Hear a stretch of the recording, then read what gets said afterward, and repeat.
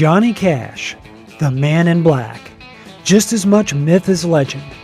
From being one of the primary members of the nascent explosion of popular music in America when he emerged out of Sun Studios in Memphis, to influencing a sixth decade of performers when he paired with Rick Rubin and experienced one of the most improbable late career resurgences ever, arguably nobody ever left a wider and deeper crater on American culture from the position of a country artist than Big John.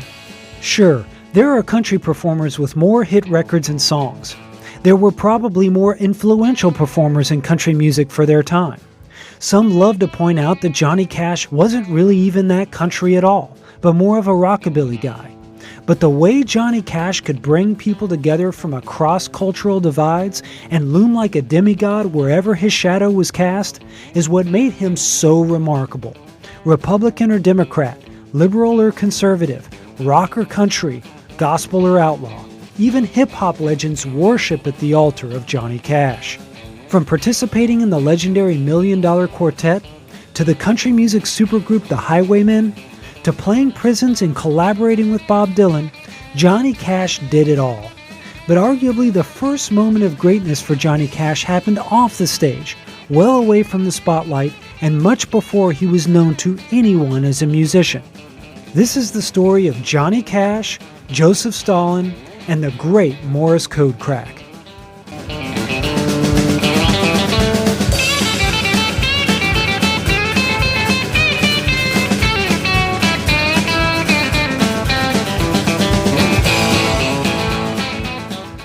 In 1950, at the age of 18 and right out of high school, Johnny Cash did what many young men of the time did. He enlisted in the United States military, specifically the Air Force, and was shipped off from his home in Arkansas to Lackland Air Force Base in San Antonio, Texas for basic training. After basic training, Cash was transferred to the Brooks Air Force Base, also in San Antonio, for technical training. Johnny Cash's ability to pick out important rhythms and tones in sometimes garbled, busy, and concealed communications was recognized by the Air Force during his training as a unique skill set. It was also an asset that would come into good use for Cash some years later during his second occupation. So instead of flying fighter planes or refueling bombers, Airman Johnny Cash was commissioned as a radio and Morse code operator and interceptor and given top secret clearance. While in San Antonio, Johnny Cash met what would be his future first wife, Vivian, at a roller rink, but the couple wouldn't be married for another 4 years. After dating Vivian for only 3 weeks, Johnny Cash received his deployment papers. Though the outbreak of the Korean War that same year had Cash assuming he'd be heading to the Korean Peninsula, instead he was shipped in the opposite direction to a base in Landsberg, West Germany, for a 3-year tour as part of the 12th Radio Squadron Mobile. The Landsberg base, located in southern Bavaria, served as one of the forward outposts in the outbreak of the Cold War that the world found itself in after World War II and in the face of Soviet aggression. Johnny Cash's time at the Air Force Base in Landsberg is arguably the most critical era in the formation of Cash's character, except for perhaps his childhood upbringing. The Johnny Cash the world would come to know in future years was forged through his experiences at Landsberg, and in more ways than one. It's hard to emphasize just how important the job Johnny Cash was assigned to was, and the rigors he had to endure to perform his job properly. Johnny Cash was ordered to sit in an isolated room for long hours and monitor communications from Soviet assets for any intelligence that could be useful to either the United States or the rest of the free world. Because of the top-secret nature of his task, he was not allowed to leave the base lest he fall in the hands of Soviet spies or saboteurs. He was also only allowed to make 1 phone call home per year, while still trying to maintain a relationship with who he believed to be the love of his life at the time in Vivian back in San Antonio. Cash was able to send Vivian letters, but any personal relationships outside of his professional duties were virtually forbidden. It was torturous on Johnny. Completely sequestered from the rest of the world, it was almost like Johnny Cash was in prison. Now, I probably don't need to tell you how much prisons played a part in the career of Johnny Cash.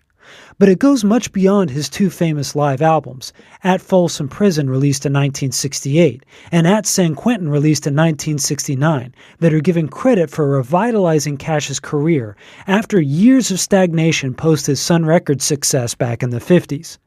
But these were just a sliver of Cash's pro bono appearances at prisons all across the United States, and some beyond America's borders, including an album Cash recorded in 1973 at a prison in Sweden.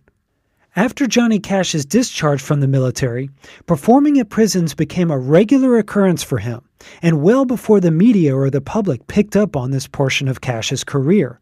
It was just something Johnny Cash did as a service to what he felt was an underserved population stuck in an unjust system. It was a performance at San Quentin Prison in California on New Year's Day in 1959, over 10 years before Cash's famous live album was released from the same venue, where none other than Merle Haggard saw Johnny Cash perform while doing time for petty crimes. Though nothing Merle ever did rose to prison status, breaking out of local jails an incredible 17 times necessitated a judge send Merle to San Quentin so he couldn't escape and would hopefully be scared straight. Along with befriending a death row inmate while at the prison, which changed his perspective on life, Merle Haggard gives credit to that Johnny Cash performance in 1959 for inspiring him to finally cease his wayward ways and pour himself into music to make something of himself. But Johnny Cash's inspiration to take of his own time and perform for prison populations was not just inspired by his 3-year isolation on a German Air Force base without any real interaction with the outside world. It was also a film he saw while on the base that opened his eyes to the injustices that American inmates regularly faced within the prison system. The 1951 stylized film called Inside the Walls of Folsom Prison, directed by Crane Wilbur and starring Steve Cochran and David Bryan, was a depiction of the horrific treatment inmates faced inside Folsom Prison under the oppressive thumb of an especially brutal warden. Even though the film was fictitious, it was inspired by the realities inside many American prisons, including Folsom in California. In the film, after a riot where multiple prisoners and guards die, a new guard captain comes in that believes the prisoners shouldn't be punished but rehabilitated while inside, and institutes multiple reforms, including holding guards to account for senseless beatings and implementing programs to help inmates find employment once they're released. But eventually the more proactive guard captain is removed, and the prison returns to riots and escape attempts. The story of the movie very much sets up the mindset of Johnny Cash for the next 50 years, not just about prison reform, but about life in general, intertwining with Johnny's Christian upbringing and gospel teachings that had him believing strongly in forgiveness and the ability for everyone to be rehabilitated. It was the movie Inside the Walls of Folsom Prison that inspired Johnny's signature song Folsom Prison Blues, released in 1955. Not any of Cash's own run-ins with the law, which there were quite a few of later in life. In fact, Cash landed in the clink himself a total of 7 times, but all were for misdemeanors, including twice in 1965, first for trespassing and public drunkenness after he decided he wanted to go flower picking in someone's front yard in Starkville, Mississippi at 2 a.m. in the morning. Later that year in October, he was busted at the Mexican border trying to cross back into the United States with 688 amphetamine pills and 475 sedatives that Cash had hidden inside his guitar case. Luckily, since they were prescription drugs and not illegal narcotics, the singer only received a suspended sentence. But back at the Air Force Base in Germany, this is also where Johnny Cash would take his first stab at becoming a performing musician. Though he couldn't leave the base, he could move freely within it and was afforded free time to pursue other interests. First being taught guitar by his mother and a childhood friend, and beginning to write songs at the age of 12, Cash was able to purchase a guitar from the base commissary and started playing and singing when he could. He formed his first ever band called the Landsberg Barbarians, which was a play on words for the base's newspaper, the Landsberg Bavarian. They'd play at the officers' club and mess hall, and this is where Cash cut his teeth in music. Also interesting to note is that when Cash was stationed in Germany, one of his buddies was a black airman named C.V. White, who referred to the military-issue airman footwear as blue suede shoes, and made a fuss anytime someone else almost stepped on or scuffed his pair. Relaying this story to his fellow Sun Records performer Carl Perkins years later in Memphis, Cash insists that he was the inspiration for Perkins to write the song Blue Suede Shoes, which of course became a mega hit for Elvis Presley.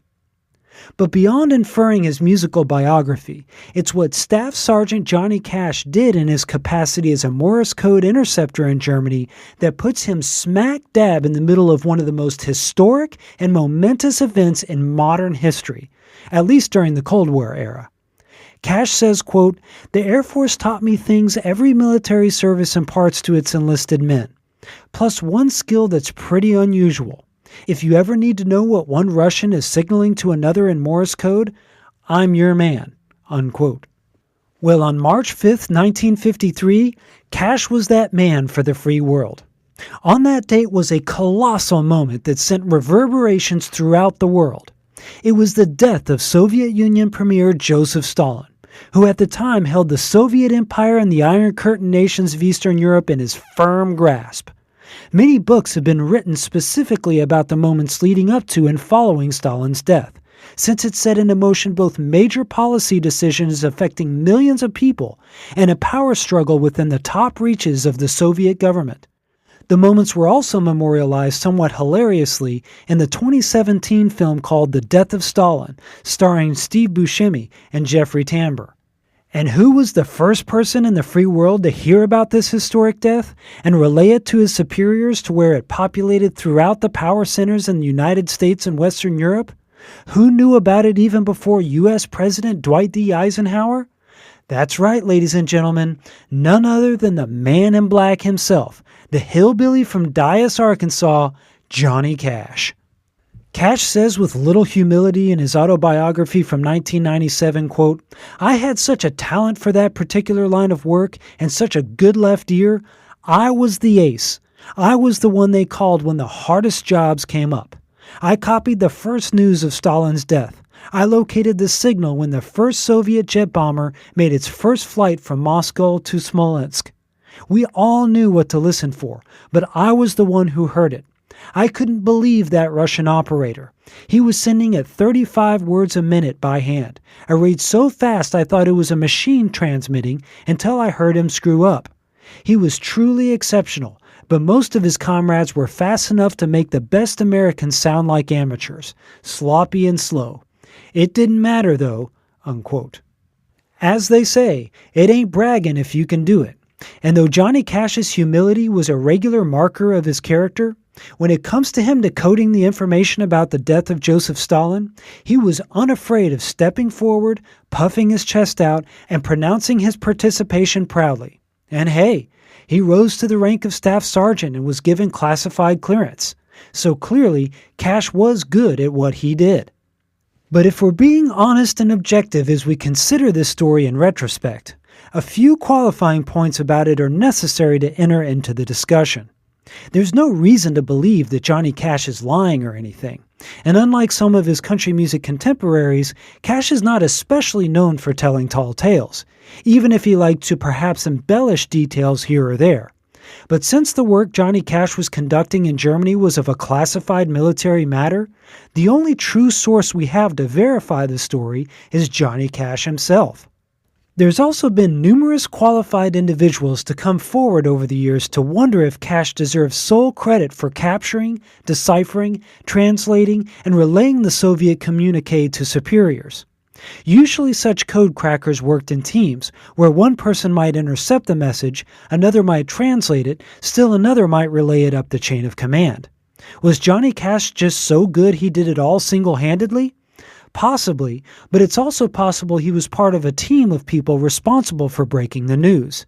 After all, if you read Johnny Cash's pronouncement in his autobiography closely, he says he, quote, copied the first news of Stalin's death. He may have chosen that word smartly. In the 2001 authorized biography on Johnny Cash written by Steve Turner, Turner says that bringing up the Johnny Cash Morse code story to former acquaintances of Johnny Cash from his time in the Air Force brings, quote, wry smiles to the faces of those who worked with him, unquote. One source says, quote, he didn't understand Russian, and if it came in code, we wouldn't have been able to decipher it anyway, unquote. But again, it seems like a strange story for Johnny Cash to materialize out of thin air. Big John very likely was part of the great Joseph Stalin Morse code crack, but it's probably fair to say that others were possibly involved in some capacity too. Nonetheless, what an incredible thing for country singer Johnny Cash of all people to accomplish.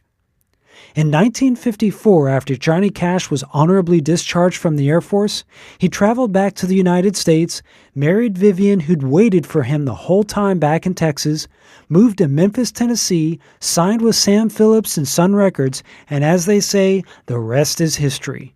And make no mistake, Johnny Cash's natural instincts and gifts for seeking out rhythm combined with his training to decipher audio patterns during his Air Force stint certainly made it into his early music in different forms.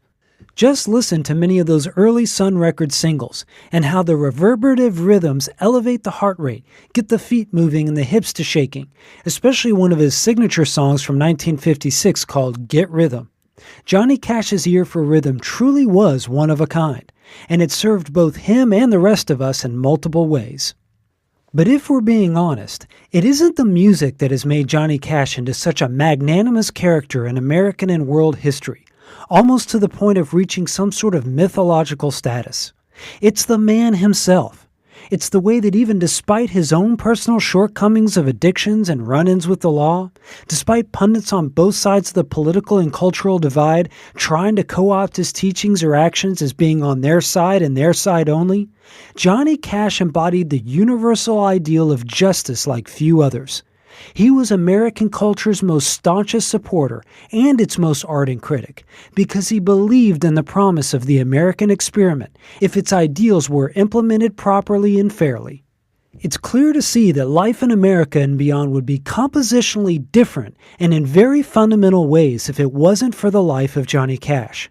And it would be fundamentally different today if he was still alive to share his calming wisdom. Luckily, though, we do still have his music and his stories from which to pull the magnanimous wisdom of Johnny Cash from. Country History X is a living, breathing history of the country music genre told through the wild, weird, offbeat, inspiring, heartbreaking, unbelievable, but completely accurate stories of the music and its stars, songwriters, side players, and proprietors. Brought to you by veteran country music journalist Trigger of SavingCountryMusic.com.